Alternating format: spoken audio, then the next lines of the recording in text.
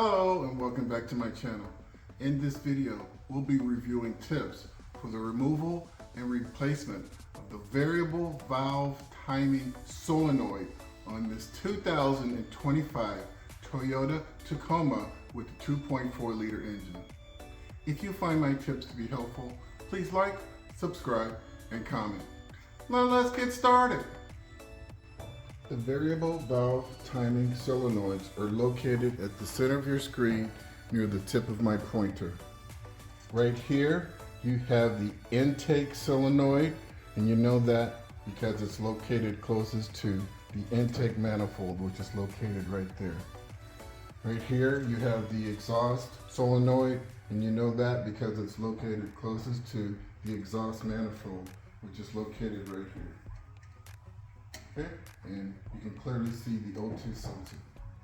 Some of the symptoms associated with a faulty solenoid can be rough idle, stalling, lack of power, engine noise, and a check engine light with trouble codes P0012, P0021, and P1349. Our supply list includes an 8mm socket with a short extension and a ratchet, pliers, some thread lock, M.A.F.S airflow sensor spray, engine degreaser, and you may also need an oil change and filter. Please see other items in the description below. So you might ask, what do these parts do? Well, the VVT solenoids are critical for controlling oil pressure to the VVT mechanism, which affects the valve timing, either retards the timing or advances the timing. If a solenoid malfunctions, it can lead to an incorrect valve timing, resulting in serious engine issues. So let's go ahead and move forward with the removal and replacement of the intake solenoid for demonstration purposes. Both of these solenoids have the same part number. I've already loosened up the bolts. I'm just going to pull them off, okay? And you can see right here that there's thread lock, okay? Remove the other bolt. There you go. Now I'm going to remove the electrical connector. I'm just going to push it towards the solenoid and then away. Just that easy. And now I find it easiest to rotate the solenoid just a little bit and then pull it off. I'm going to rotate it, and there you go. And there you have it. That is your VVT solenoid. And so let's go ahead and inspect it. It was not throwing a code. There are your electrical connectors right there. Okay, you don't see any damage on the back. No leaks on the back.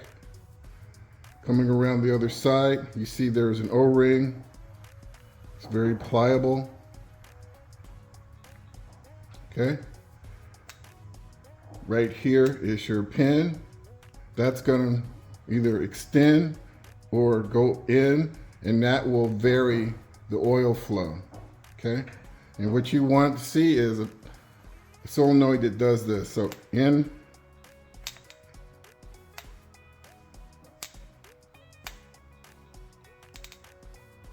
so I'm right-handed and I was left-handed. That was my attempt at doing that smoothly, but I didn't. Anyway, that's the level of function you want to see for a solenoid that's working properly. If you were to do that and it was very sticky, before replacing the solenoid, I highly recommend that you clean it out with some engine degreaser to spray in there, back and forth, back and forth. There's a couple of small openings here, but try not to get that degreaser on that O-ring, okay? Just gonna warn you about that. Once you feel like you've cleaned it out pretty good, and you should see some movement once you clean it out with the degreaser, then I want you to follow it up with M.A.F.S airflow cleaner. And what that's gonna do is clean it up really good, and it will not leave behind any residue. And make sure you spray that O-ring, okay? So I just want to say that if you're having any issues, before you even attempt to take this off, go in for an oil change to get yourself a new filter, or better yet, just check your oil level. I get many comments, people telling me that, you know, they're throwing a code for the VVT, and then the first question I ask is, what's their oil condition? And I want to tell you, there's a fairly high number of people that come back and say, oh yeah, the oil was very dirty, or the oil level was low and it solved the issue. Thanks a lot. And with that, let's go ahead and move on with the video and get this solenoid reinstalled.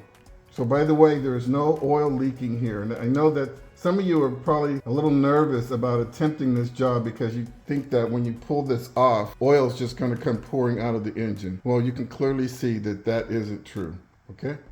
So let's go ahead, reinstall the solenoid. I'm just going to rock it back and forwards, and I want to push it as tight as possible into the opening and line up those holes for the bolts.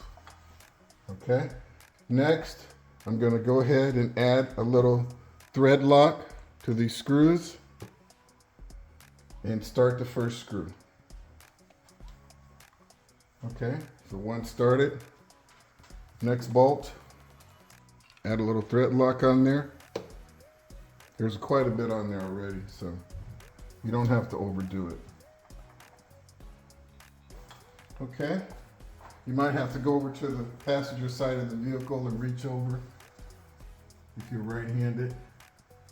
Okay, all right, they're pretty tight already.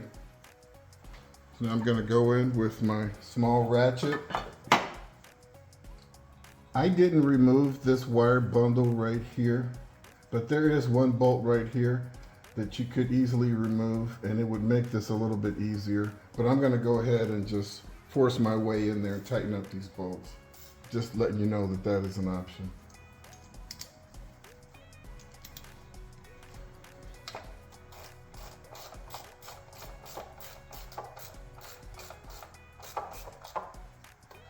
Okay.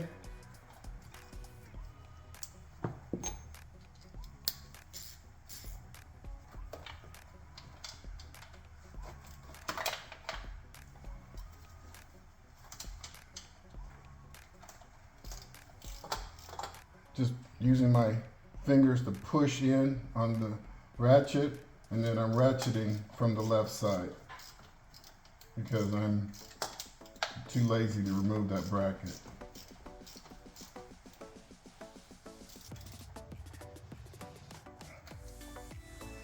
Okay, my two bolts are installed. Now I'm going to take a look at my electrical connector. You never want to have twisted wires. Look at your gasket. It does not look deformed. And then slide the connector in place. Listen for the click. And there you have it. Well folks, that wraps up this video on this 2025 Toyota Tacoma. And we've just been talking about the VVT solenoids. I hope you found my tips to be helpful.